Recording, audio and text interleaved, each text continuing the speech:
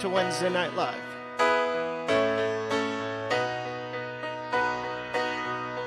Love is my choice. Love is my decision.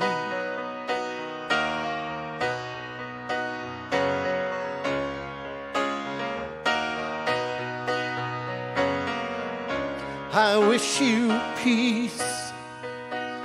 I wish you joy. I wish you love, love, love, love, love, love. I wish you faith in yourself to reveal all that you've come here to be. Love is my choice. Love is my decision. Love is my voice. Love is my religion. Love is my religion.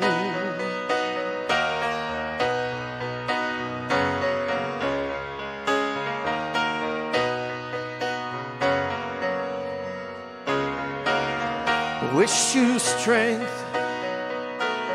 I wish you courage, wish you love, love, love, love, love, love. I wish you purpose to create all your dreams and co-conspire with the light of your life. Love is my choice. Love is my decision. Love is my voice. Love is my religion. Love is my religion. Oh, your answer to eternity is always deep inside you. It's freedom of expression is yours to choose or hide. Love is my choice. Love is my decision. Love is my choice. Love is my decision. Love is my religion. Love is my religion. Love is my religion. Love is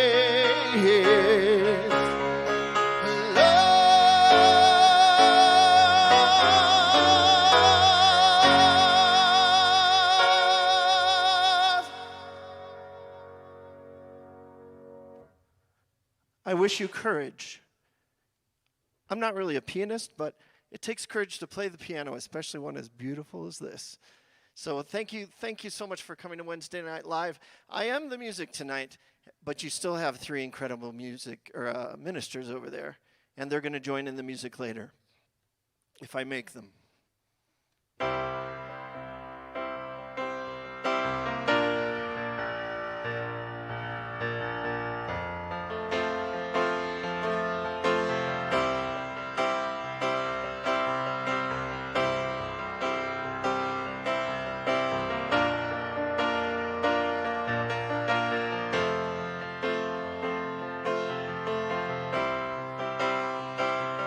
Am I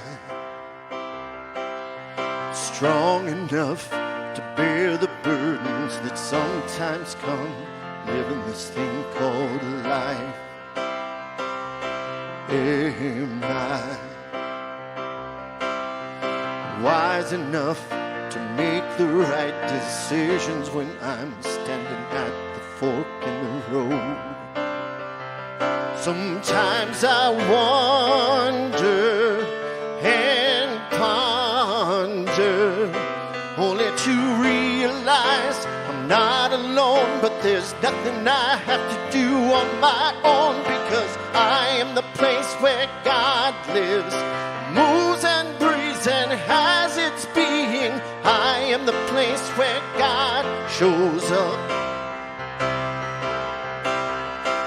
I am the place where God lives, moves and breathes and has its being. I am the place where God shows up. Will I have enough to do the things I need to do to take care of myself? Will I have the health of mind and body to live a life with grace and holiness? Sometimes I wonder and ponder, only to realize I'm not alone, and there's nothing I have to do on my own, because I am the place where God lives, moves and breathes and has its being. I am the place where God shows up. I am the place where God lives, moves and breathes and has its being. I am the place where God shows up. Sing along. I am the place where God lives, moves and breathes and has its being. I am the place where God shows up. I am the place where God lives, moves and breathes and has its being. I am the place where God shows up.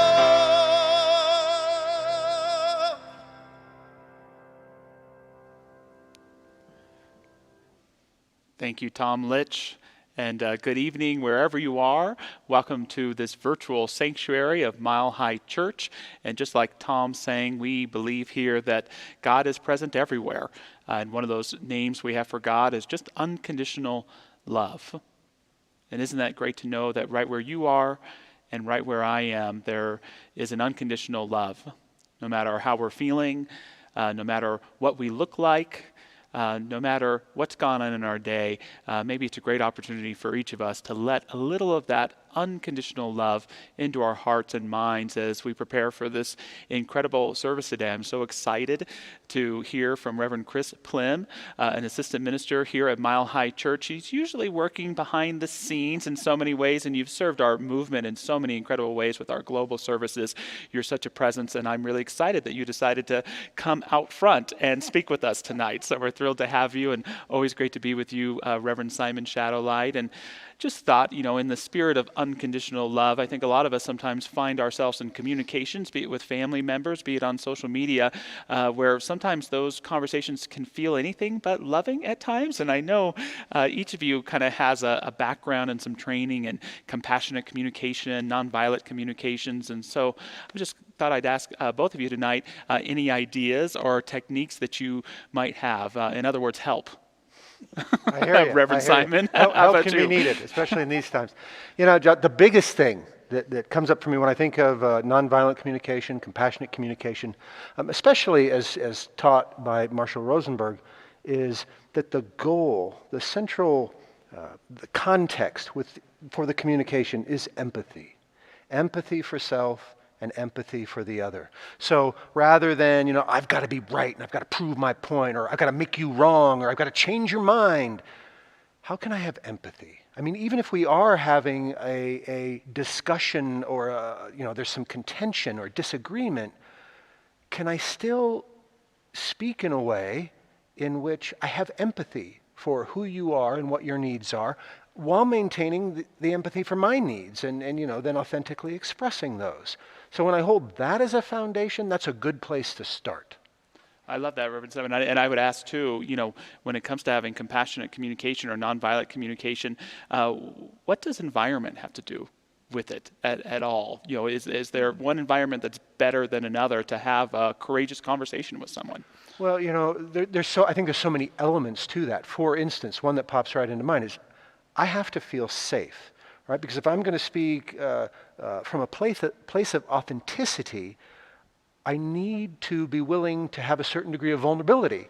and I'm not going to be willing to be vulnerable if I don't feel safe. So whether that's actually a physical environment, as in, it's a place where I can focus on another person, we're not being involved, or it's not too hectic or chaotic, or it's just that inner environment and sense that I bring of how can I really be willing to be vulnerable enough that I can be authentic and not feel I have to attack you or change you, and it can allow you to be authentic.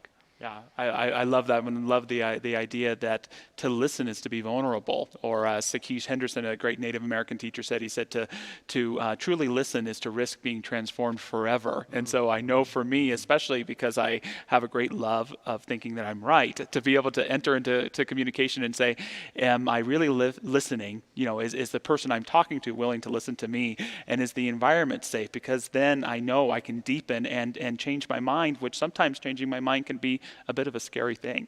How about for you, Reverend Chris? Well, the one thing, I really agree with everything that both of you said, but the one thing that came up for me is that so many times when we're in the listening, we're trying to formulate our conversation back. I don't want to call it rebuttal, but we're in our mind already figuring out what we're going to say next, rather than being very present to the other person. And that's where we see their perspective.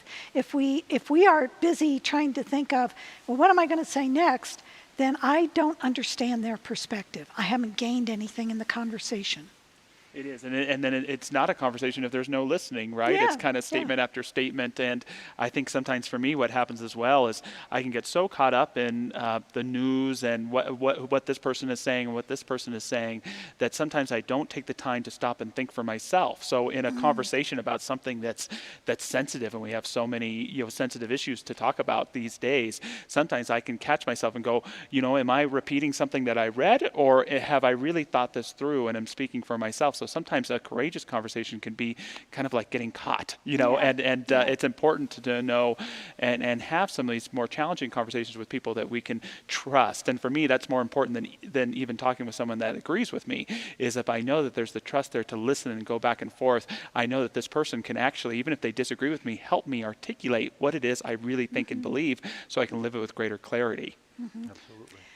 Another technique that I use, if I know that I'm going to be meeting with or talking to someone whose views I either know or suspect are very different than mine, is to first of all start praying for them, to start looking at the world from their eyes, seeing that they are a spiritual being. They have their right to their opinion. They have whatever history that brought them to those opinions and values and perspectives. And if I'm praying for them, then I can see them in a different light.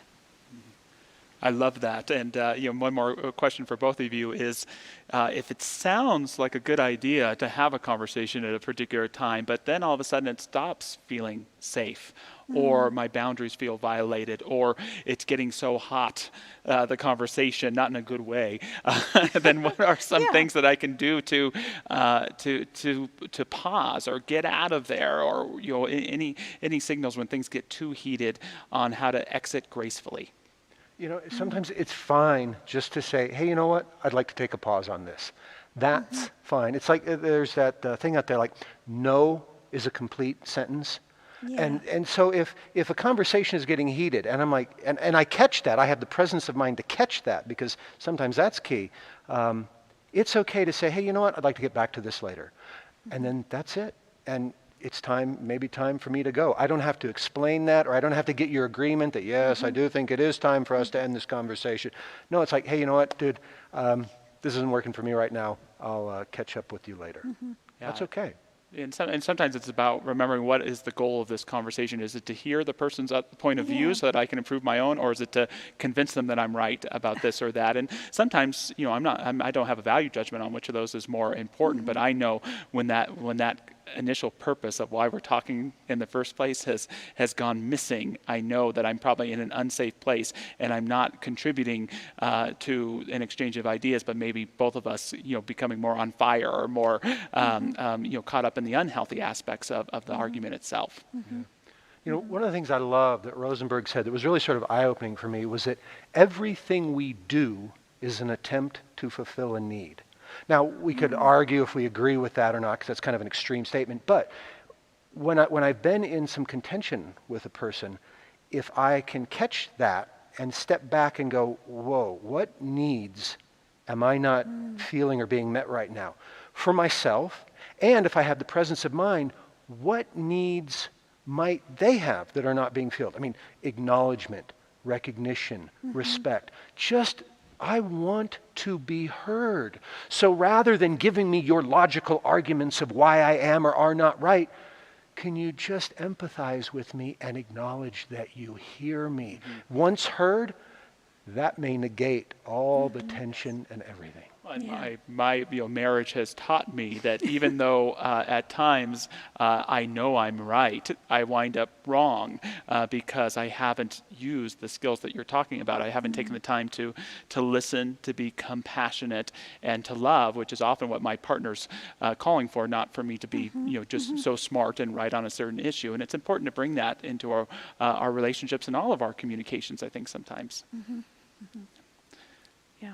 So any resources if anyone's looking for tools? You mentioned an Marshall author. Rosenberg, yeah. I mean, Marshall Rosenberg, who came up with the system nonviolent communication, also often referred to as compassionate communication, has tremendous resources. I mean, you can Google that and you'll get videos, hearing him speak, hearing him explain the process, books, tremendous amount of resources.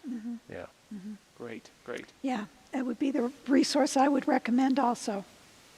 Marshall Rosenberg. Wonderful. And, I love listening to great conversations as well. And just, one thing before we close that I'm really working on is how can, when I'm experiencing criticism of some kind, get out of the taking it personally and say, as opposed to this person criticizing, what are they really trying to let me know about who they are? Because I've learned that in my life, that sometimes when someone's criticizing me, sometimes it's a valid criticism, but sometimes they're just trying to share something. And if I can get out of the sensitivity, I can hear from their heart what they're saying, and sometimes be evolved and even grateful for it in the end, even though it takes me a while. You know, and that reminds me, there is a book called The Eye of the Storm. Yes. And in there, I can't remember who the author is, he says, ask the question, tell me more. And when feeling criticized. Gary Simmons, I think. Yes. Gary Simmons, yeah. Tell me more. I like it. Something for us all to practice. So we all have evolving and growing to do, and just celebrating the sacred communication within. And I love how music conveys a message. And one of my favorite communicators, both verbally and in song, is Mr. Tom Litch on the guitar now. So take it away, Tom.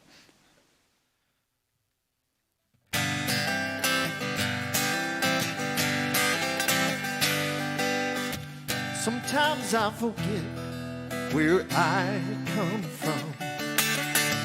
Sometimes I forget where I'm going to. Sometimes I get so confused I lose my way. Sometimes I don't know what to say. Then I remember there is nowhere that God is not. There is nowhere that God is not.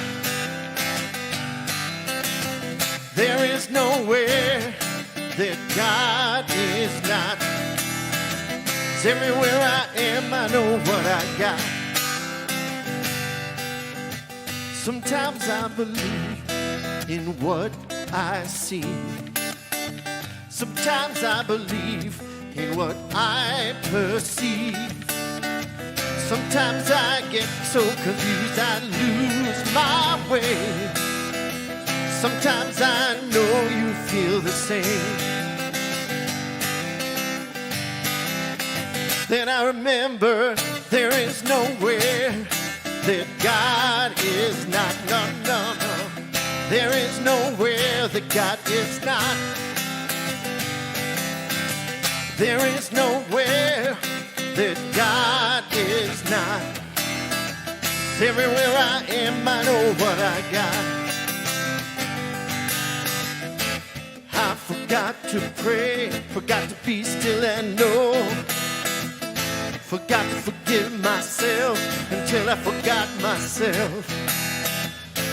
Got to ask for help. I forgot to say a single word. Forgot to believe in me, believe in my spirit world.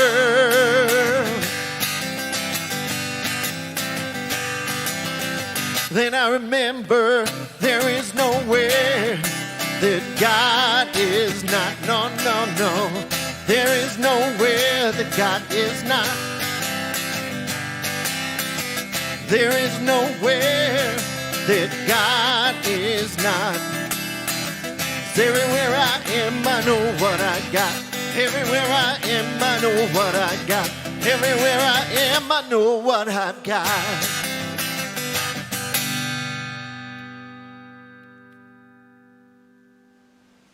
Thank you, Tom.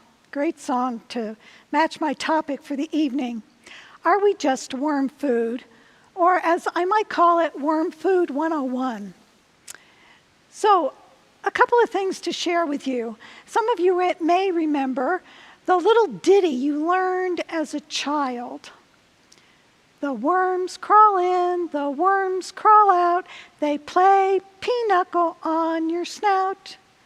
The worms crawl in, the worms crawl in, out into your stomach and out your mouth. Now that you have just had a little tickle to your mind, I want to share a story that Dr. Patty gave to me when she found out what my topic was. I don't think she's ever had a chance to use this story. When Patty was quite young, she used to go fishing a lot with her cousins. And in those days, when you went fishing, you always used worms as your bait. So one day, her and her cousins had their little bait bucket and actually had some sandwiches, some lunch with them. And off they went fishing. Well, the cousins decided they were going to play a little trick on Dr. Patty. And so while she was off fishing, they added a little of the bait to her sandwich. So later that day, when Patty came back to eat her sandwich, she took a big bite and immediately recognized something was wrong. Patty says to this day, she cannot eat a bologna sandwich without being very careful about the sandwich. Now let's really talk about worm food and what we are. We recognize that we are actually composed of several parts. We have a physical body, which is the worm food, but we also have mental, emotional, and spiritual states. I'd like to read a quote from Dr. Holmes, our founder. We must come to believe that we not only have a soul, we must sense that this soul is immortal, eternal, deathless. If we are some part of infinity, then we are necessary to it, and it could not destroy any part of itself. It is impossible to live happily unless one believes in the integrity of his own soul and its union with the oversoul. So our belief in immortality, one of the fundamental concepts of the science of mind, is what lets us get beyond worm food, thinking about ourselves as just worm food. We can explore the other states of being that we are. John Philip Newell says, "Do we know within each of us is the unspeakably beautiful beat of the heart of the sacred. We are amazingly made. We are created in love, by love, with love, as Tom sung earlier. And because of this, we can have a great life." So let's first of all this evening talk about our mental body. And again, I want to start off with a quote from Dr. Holmes. While our physical bodies are definitely outlined and have a definite extension in space, our thought body, the realm of our feelings and emotions, the realm of our consciousness and thoughts is not so limited. The vibration of thought waves goes out like any other vibration, extending into space, and for all we know, traveling around the world, returning to us again on the theory that all energy must return to its source. Our mind is only limited by our personalization of it. So we have an opportunity to work with our mind, and I'm going to suggest to you some tools this evening to do that. Part of the mind's great gifts is our abilities to choose, to evolve, to create. And since choice is our birthright, we get an opportunity to decide how we're going to use this. There are two great scientists, Dr. Andrew Newberg and Dr. Mark Waldman, who have created or talked about some ways we can work with our mental states. Before I say that, though, I've got one more quote for you because I think it is so specific and particular to this discussion this evening. This is from Timber Hawkeye. When I felt life wasn't worth living because the world is too filled with too much hatred, anger, violence, and greed, I only had to change one thing to make my life worth living again: my perspective. So let's talk about Dr. Mark Waldman's and Andrew Newberg's theory of how to work with our mental states and improve them. They actually think that we can improve our neurological network through training our mind. So I'm going to invite you to share a practice with me. We don't have time to do the whole thing during this discussion, but I'll go through the steps and give you just a moment to reflect on them. First of all, the first step is to kind of get your blood flowing. So stretch, maybe move your neck, get the brain going, get blood flowing wherever. You can do a lot more stretching if you're at home. And then the next thing to do is to simply become quiet and focus on your breathing. And he suggests doing this for a minute. And if you like it, do it for another minute. Just focus on your breathing. Feel your stomach rising in and out. Again, I don't have time to give us all the minute.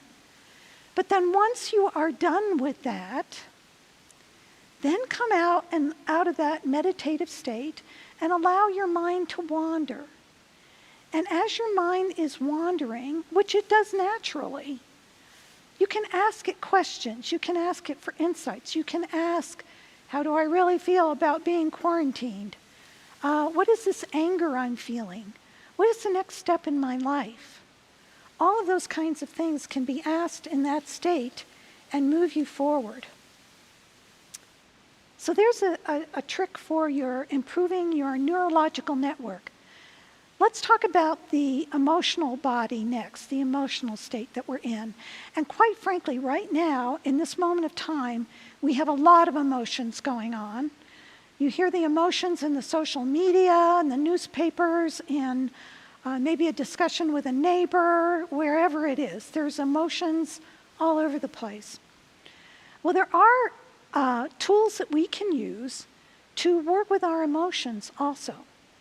But let's talk about some specific emotions. And an emotion that is coming to mind for me right now is grief. I think through the pandemic, so much of us felt we lost something.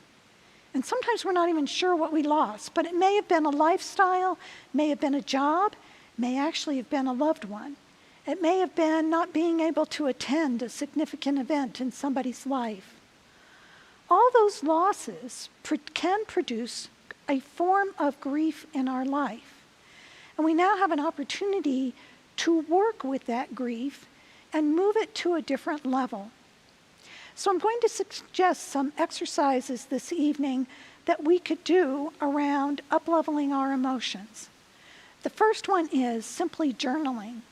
Simply writing down, how did you get to the state you're in right now? What is creating that feeling? What is the feeling? If you have a lot of time to journal, you might get pretty deep on this. But if you don't, just jot a few items down, say, blah, there it is. I know that's what I'm feeling. Then I invite you to write down a few gratitudes. And maybe in the moment you're there, I just can't think of anything to be grateful for. Well, think about things like, perhaps you're sitting in a chair comfortably. You can be grateful for that. Perhaps you got up this morning. You can be grateful for that. Perhaps you had a conversation yesterday with someone you love. You can be grateful for that. So just create a few gratitudes. Then I invite you to take a deep breath, look at your gratitudes, and then walk away. Go about your daily life, daily business. But during the day, occasionally go back to those gratitudes. And every time you do, after you look at your gratitudes, after you look at your positive statements, then determine, do you feel a little bit better? What's your feeling level at that point? There is a author and teacher, David R. Hawkins. And I invite you to take a look at his work if you never have. But he has an emotional scale. His emotional scale starts with emotions like fear and anger and distrust and being betrayed and all the feelings that go with that. But slowly it works up to a feeling of neutrality. And then beyond the neutrality on his emotional scale are the feelings that we enjoy and that we're comfortable with. So feelings of happiness, elation, joy. It might just be, I'm comfortable now in the situation I'm in. Take a look at those emotional scales and see where you are if you need some ideas. Also, I would recommend to you, there's a ton of videos that David Hawkins and his followers have produced that will give you lots of ideas on other things you can do to improve your emotional states. I'd like to then talk about an actor, John Coburn. He's been in a lot of different TV series and recently a movie. And I want to go into his story because I think it exhibits some of the things I'm talking about today. When he was a young man and graduated from high school, he really had no idea of what he wanted to do. His father got him a job in a steel factory. And so while he was working on the job one day, he got hit in the back with a steel beam. He was incapacitated. He was in the hospital for several months, and when he came out, he was addicted to drugs and he walked with a cane. He felt his life was over, but his uncle said, why don't you go to community college? Why don't you just find a few things there? So he went to community college. He got, and by accident, he was in the cafeteria one day bemoaning his courses because the coursework was way over his head and nothing that he was really interested in. It wasn't so much he couldn't do the work, but he just wasn't feeling connected. In the cafeteria, he met a group of young men and was talking to them, and they invited him to go to an improv class with him. And he said, is that going to be all right with your teacher? And they said yes, and the teacher said yes. So he sat in on the improv class. He loved it. It was a passion. It ignited him. He dropped his other courses, took all the acting courses he could find, and within a month he was a lead in one of the plays in the community college. From there, his career just continued to soar. Now I'm bringing up, I want to just share something that he said. This is what happens when you follow God's lead and do what brings you joy. I don't need the cane or the painkillers anymore. Healing came from the work I was doing, the friends, the new passion I discovered.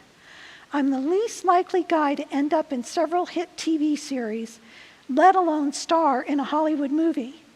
Me, a blue-collar kid from West Virginia. But when I look back, I can see how being an altar boy, doing a paper route, going to the steel mill, even the debilitating back injury brought me to where I am today. Still, I can't help asking myself, what if I hadn't been sitting in that cafeteria that day?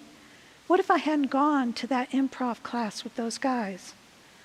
I've learned, like the priest I play in All Saints, the movie, that when God sends a suggestion our way, the best thing we can do for ourselves is say yes. I want to relate that story because he used a couple of things I've talked about this evening. First of all, he was focused on his classes. He was not feeling good about them, but he was focused on them. He went to the cafeteria for a break, so he was letting his mind wander. And in that wandering, he opened himself up to a discussion with some young men in the cafeteria. He also opened himself up to the possibility of going to the improv class, and bang, he found his passion and continued on from there. John was also a prayer, so he did his prayer work. We have our own spiritual practices in Science of Mind, and I don't want to go over all of them this evening, but I recommend to you affirmations and affirmative prayer or spiritual mind treatment. If you're not familiar, if you're new to this Wednesday evening series, new to the church, I recommend that you go to our prayer room on Sundays after service. The prayer room is open via Zoom. Get into Zoom and talk to a practitioner about affirmative prayer and have them do an affirmative prayer for you. It'll give you a taste of what I'm talking about. Create your affirmations, create your affirmative prayer, and put it in your tool belt. So this evening, I've talked about a lot of tools that we can use to move forward in our lives, to move forward in working with our emotions, our mental states, and finally our spiritual state. And as we move forward, I'd like to end with this quote from Dr. Holmes. We must come to see that the whole world is striving and struggling upward and onward. We must come to find meaning in passing human events. The world will have to learn to live together in peace and mutual cooperation. And now is our opportunity to use those words, to use our spiritual tool belt and move forward. And with that, I invite Tom for our next song.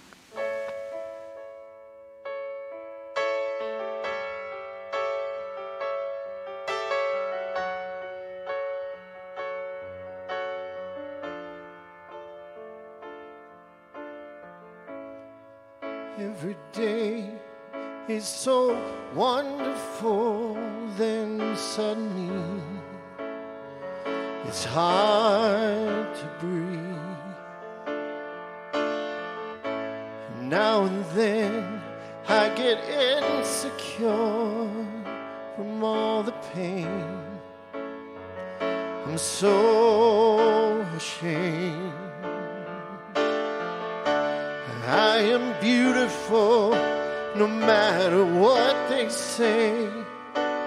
Words can't bring me down. I am beautiful in every single way. Yes, words can't bring me down. No, no.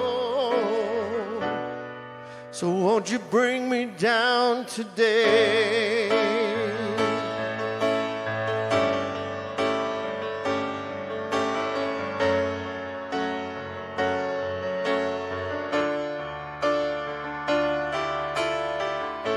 To all my friends, I'm delirious, so consumed in all my doom. You're trying hard to fill that emptiness. The piece is gone, left your puzzle undone. Is that the way it is? You are beautiful, no matter what they say. Words can't bring you down. No, no. 'Cause you are beautiful in every single way. No words can't bring you down. No, no. So won't won't you bring me down today? No matter what they do, no matter what they say, we're all inside this tomb, full of beautiful mistakes. And everywhere we go, the sun will always shine.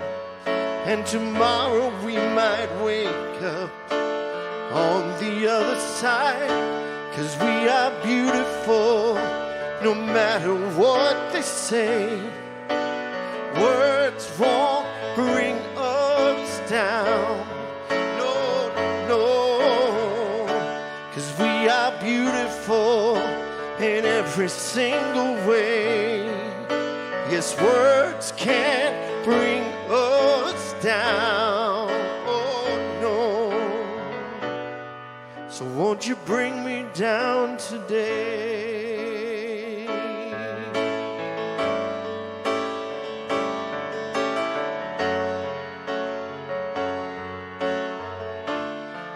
Won't you bring me down today?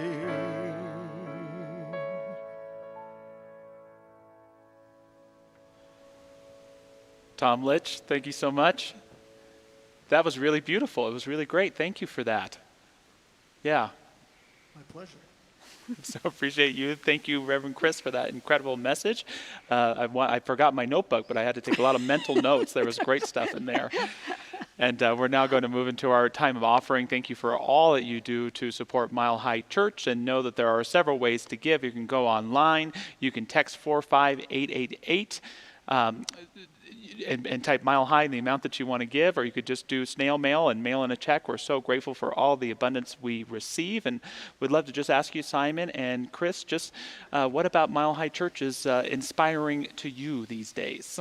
You know, right now I'm teaching one of the classes, Pillars, and man, we have a group of just awesome people, and it is so fun to come and connect together online and just listen to them, share with them, participate in their realizations.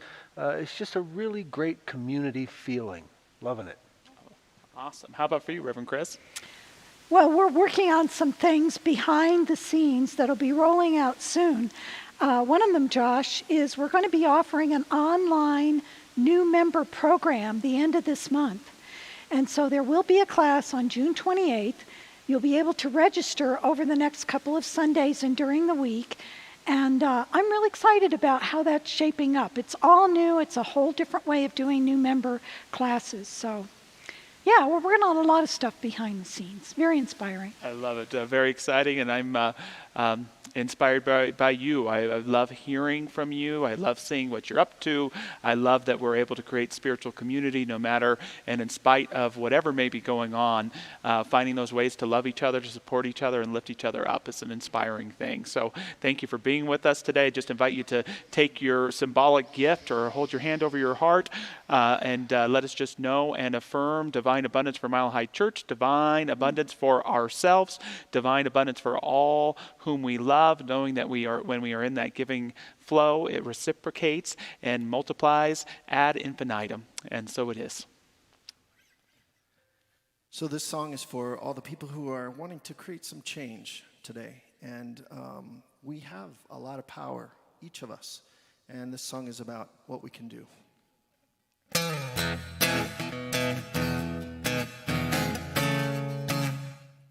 me take this out of here. I was looking for my pick earlier. It's right here. I'll put it right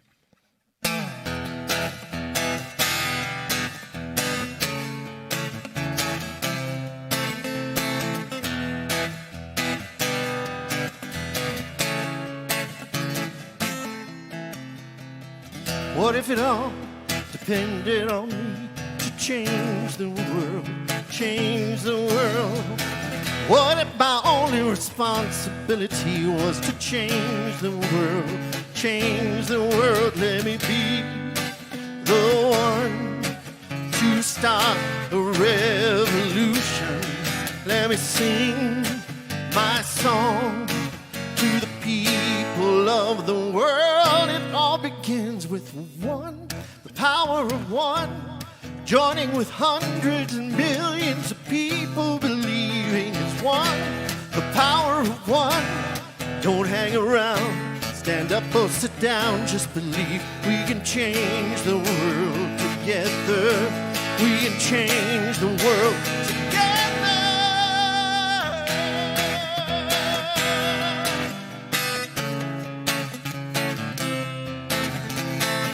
What kind of love could conquer disease and change the world? Change the world. What can I do to make poverty history and change the world? Change the world. Let me be the one to start a revolution. Let me sing my song to the people of the world, to the children of the world.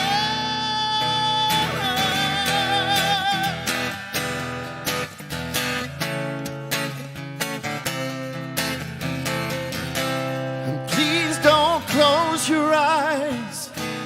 Please don't turn away. Let your voices rise and put your love on display, 'cause we can make a difference now. Do you believe that we can make a difference now? Oh, oh, oh, it all begins with one. Oh, oh, oh, it all begins with one. Oh, oh, oh, it all begins with one.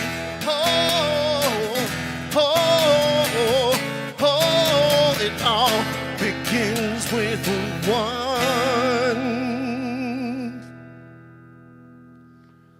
Let's pray.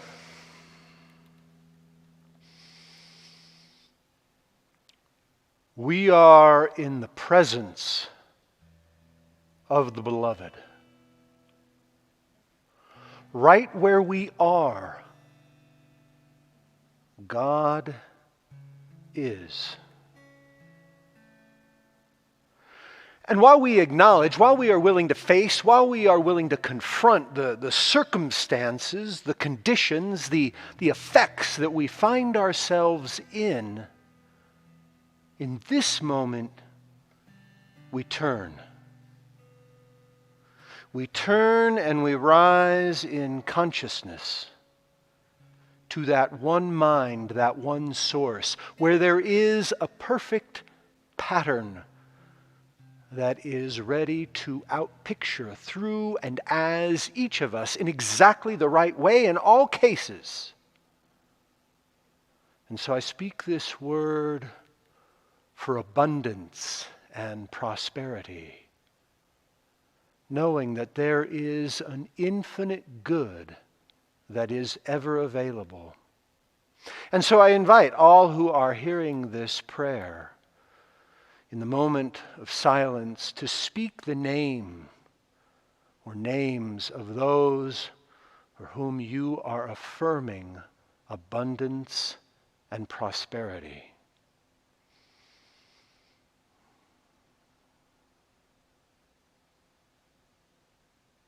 Likewise, I speak this word for perfect health, perfect mental health, perfect physical health, divine right alignment, right functioning, right ordering, knowing that that perfect pattern of wellness and wholeness is available to all in each and every moment. So I invite all who hear this prayer in this moment of silence that follows to speak the name or names of those whom they are affirming perfect health, wellness, and wholeness for.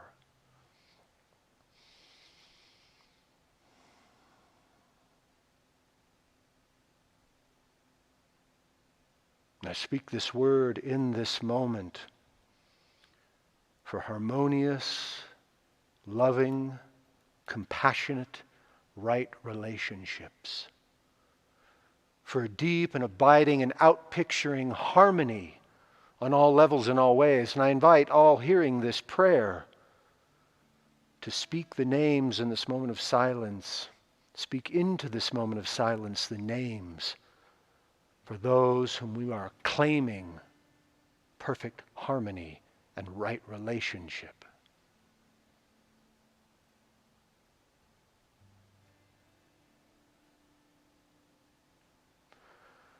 And I speak this word of peace,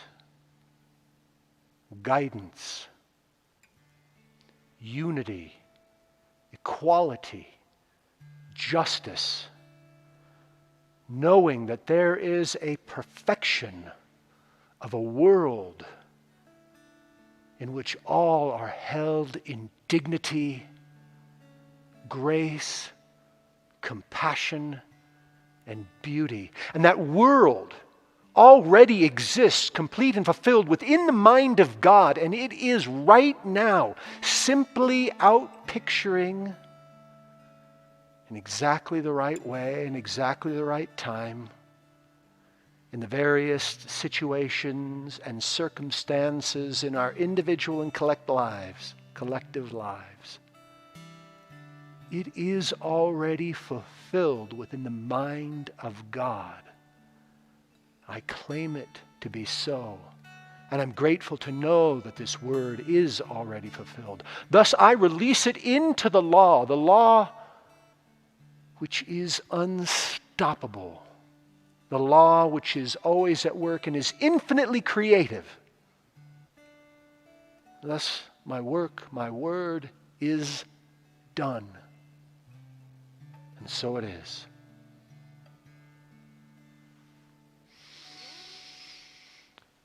So thank you so much for being with us tonight. It's wonderful to be able to offer this service for you.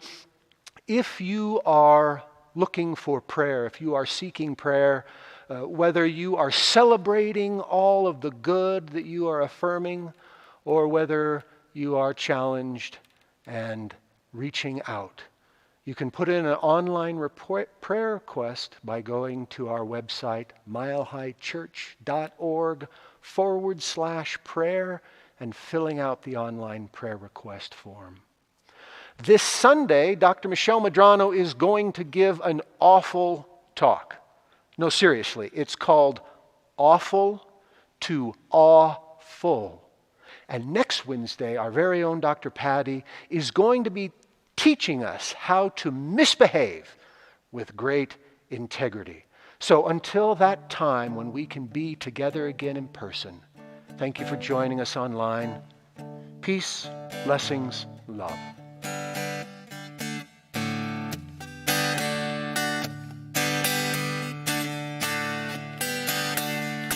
I release and I let go. Let the Spirit run my life. And my heart is open wide. Yes, I'm only here for God. No more trouble, no more strife. With my faith I see the light. I am free in the Spirit. Yes, I'm only here for God. I release and I let go. Let the Spirit run my life. And my heart is open wide. Yes, I'm only here for God. No more struggle, no more strife. With my faith I see the light. I am free in the Spirit. Yes, I'm holy.